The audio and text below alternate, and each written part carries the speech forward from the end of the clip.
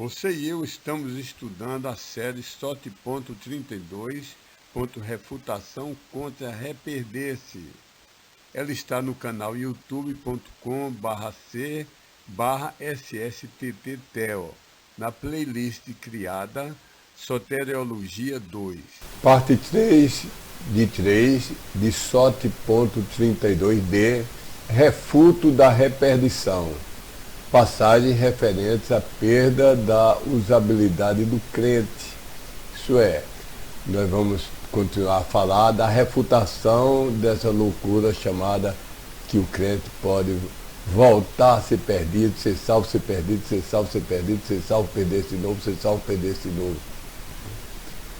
E vamos ver agora a última passagem, Hebreus 12, 14 a 15. Alguém pode perguntar, mas essa passagem de Hebreus 12, 14 e 15 parece muito com perda de salvação. Aqui na minha denominação todo mundo ensina assim. O que é que você diz? Resposta: olha, essa passagem está no grupo de capítulos da Bíblia de Mateus a Atos e de Hebreus a Judas, que são para igrejas em transição e mistas, comporta de novos professantes de origem gentílica e origem judaica, majoritariamente constituída de judeus, os quais esses judeus formam uma mistura, A, dos realmente salvos, e B, aqueles no vestíbulo, na porta de entrada, quase entrados na só graça, só fé, mas ainda agarrados à lei e ao judaísmo. Por isso, precisamos examinar muito bem o contexto de cada passagem, para distinguir se fala para judeus convertidos ou para judeus ainda sobre o limiar da salvação. Se referirem as passagens aos B, então isso não se aplica a nós.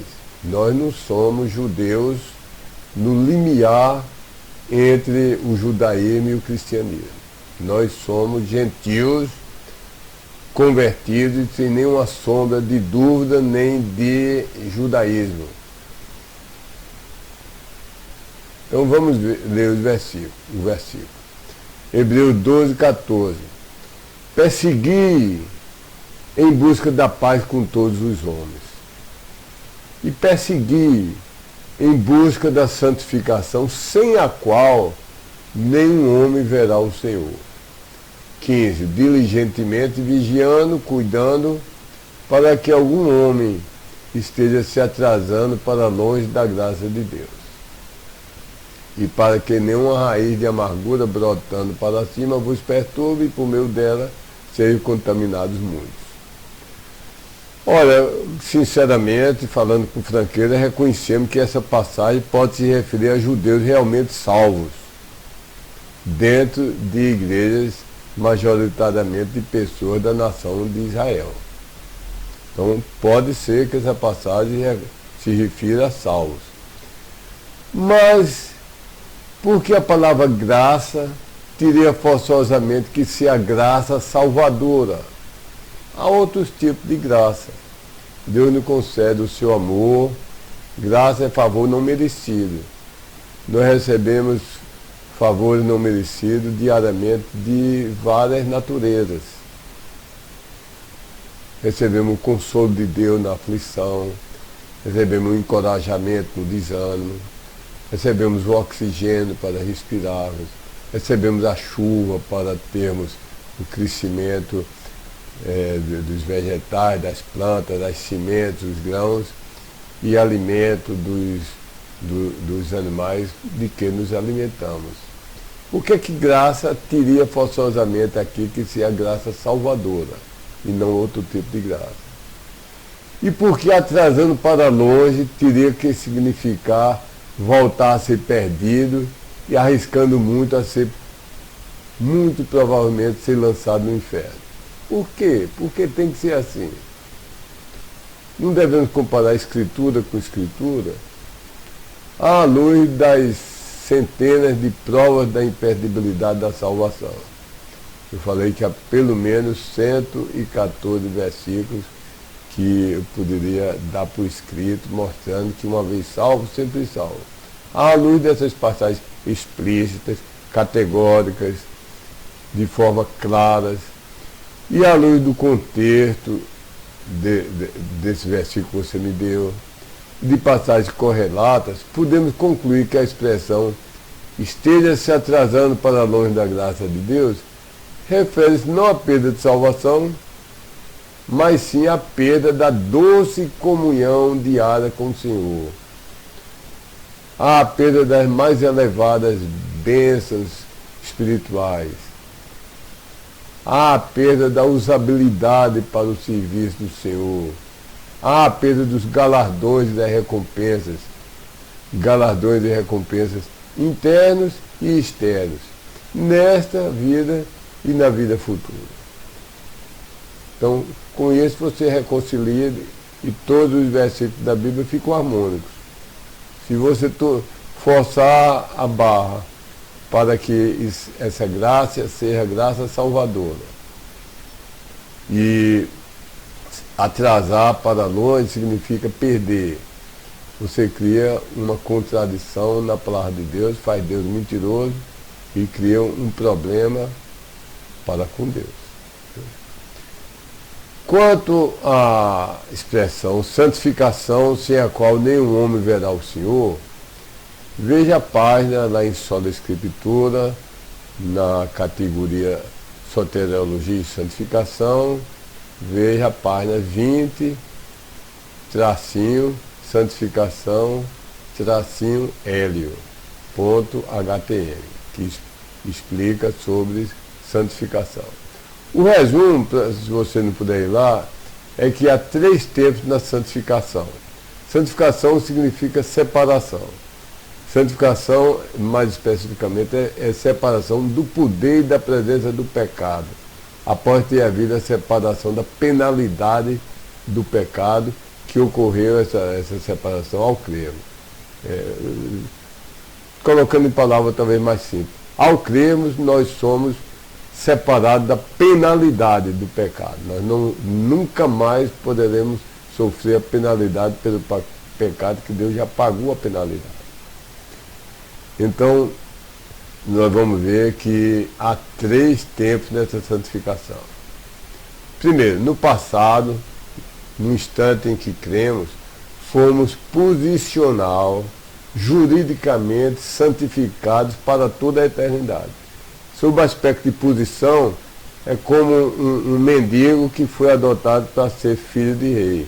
Quando é assinado ou lavrado o documento de adoção, que ele não pode mais retroceder. Então, juridicamente, posicionalmente, Deus já nos vê e nós estaremos na eternidade com santidade perfeita e absoluta. Mas da mesma maneira que a adoção do mendigo, ele ainda vai levar tempo com as cicatrizes, a pele escura de feridas na pele, sendo cuidado com médicos, para ir se sarando progressivamente. Vai ser educado, para ser um filho do rei tem que ser alfabetizado, tem que estudar nas escolas, na universidade, aprender as boas maneiras, etc. Então, nós, no dia da salvação, a posição nossa mudou, de perdidos e condenados ao inferno, e Deus nos vê como justificados e santos, e juridicamente somos declarados santos e temos a posição de filhos de Deus e co-herdeiros com Cristo, e juridicamente isso é um fato consumado e que não pode se retroceder. Pode ler em Romanos 6, 11, 14, 17 a 18. Segundo, no tempo presente, estamos sendo, no dia a dia, santificados progressiva, experiencialmente. Isso é, na nossa prática, na nossa experiência diária, nós estamos progressivamente sendo ensinados e sendo santificados. Né? Não é linear, há altos e baixos, há oscilações, mas a tendência é maior. Usualmente, deve ser uma tendência ascendente. Eu tive minhas quedas, mas fosse assim, se eu fazer o gráfico, seria assim, vou assim, caio, vou assim, caio, vou assim, caio, vou assim, caio, pela graça de Deus. Como aprender? Eu fui, eu acho que uma das crianças que mais levou quedas. Até que eu acho que com uns 9 anos assim, eu vou aprender a andar mais devagar. Em vez de andar a 101% da minha capacidade, eu vou correr, em vez de correr a 101% da minha capacidade, eu vou correr a 98%. E quase nunca mais cair. Viu? Então, caí outras vezes, mas menos e com consequências menores do que antes. Então, nós devemos, normalmente, usualmente, é o que Deus quer para o crente, é que progressivamente vá crescendo em santificação. Eu sou muito imperfeito, mas eu acho que eu não estou tão imperfeito quanto no primeiro dia depois que eu fui salvo, no segundo, no terceiro. Aos poucos nós vamos aprendendo na Bíblia, aprendendo com a disciplina de Deus, com a palmadinha, com o puxãozinho de orelha, com a idade, o amadurecimento. Então, essa é a santificação progressiva. Nunca vamos ser nessa terra, vamos chegar a ser perfeitamente santos. Quem disser que não peca mais, está mentindo. Encontramos isso declarado nitidamente em 1 João capítulo 1. Terceiro, no futuro, seja através da morte, seja pelo arrebatamento, então seremos completa e eternamente santificados. Não teremos mais nem a presença do pecado. Nós estamos salvos da penalidade do pecado. Depois estamos sendo salvos do poder do pecado. E então seremos salvos, não haverá nem a presença do pecado. Isso pode ser visto em 2 Coríntios 5, de 6 a 8, Apocalipse 21 a 27, aliás, 21, versículo 27, Filipenses 3, 21, Filipenses 1, de 1 a 30, 1 Coríntios 15, 35 a 49. Só então, quando alcançarmos essa santificação completa e eterna, depois de sairmos desse corpo mortal, poderemos ver o Senhor. E é a isso que a passagem se refere. Só devemos valorizar a santificação. Raciocinando que é com a santificação perfeita que nós veremos o Senhor face a face. Não quer você se humilhar, se arrepender, pedir perdão a Deus por nunca ter crido nos 14 versos que eu lhe citei de cor, nem nos outros 100 que eu lhe dei escritos em papel? Não quer você depositar sua fé em Cristo agora mesmo? Deus lhe ajude a ser não só um religioso, mas um verdadeiro salvo, com a paz inefável que você tenha a garantia da certeza de salvação, porque é Deus o garantidor, é Deus o preservador. Deus lhe abençoe.